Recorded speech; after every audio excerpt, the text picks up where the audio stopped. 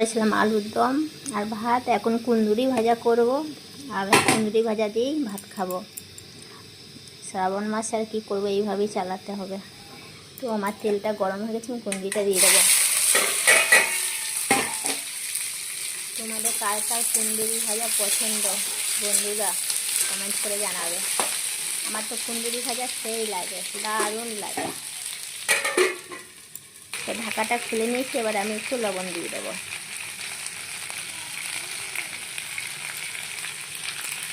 একটু নিয়ে নেব।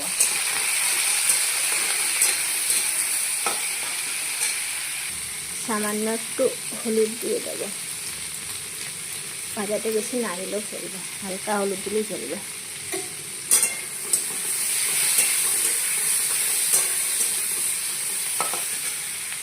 তো কুন্দুরিটা আমার ভাজা হয়ে গেছে, এবার আমি নামিয়ে নেব।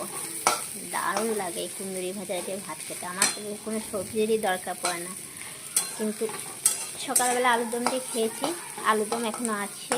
আমি কুন্দুরি ভাজা দিয়ে এখন খাবো দুপুরে।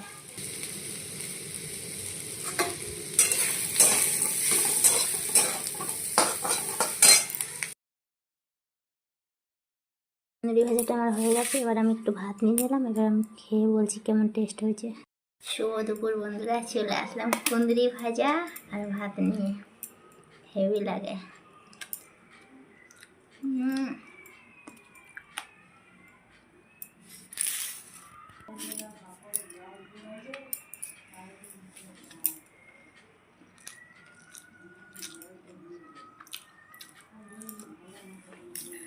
কার কার কুন্দুরি ভাজা পছন্দ বন্ধুরা আমায় কমেন্ট করবে।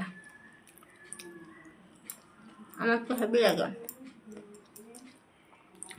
কুন্দুরি ভাজা। করে যে কোনো ভাজা হলে ওই দিয়েই ভাত খাওয়া হয়ে যায়। আর তরকারি বানাতে হয় বাচ্চাদের জন্য।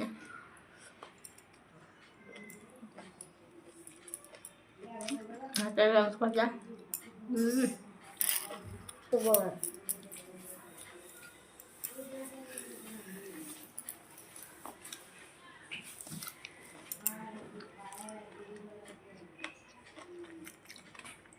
শুভ দুপুর বন্ধুরা, কার কার খাওয়া হয়ে গেলে একটু কমেন্ট করে জানাবে।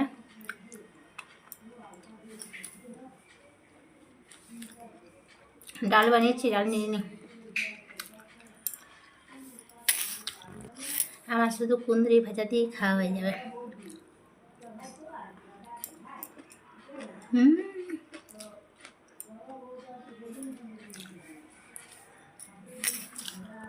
শুভ দুপুর বন্ধুরা, ভিডিওটা এখানে শেষ করলাম।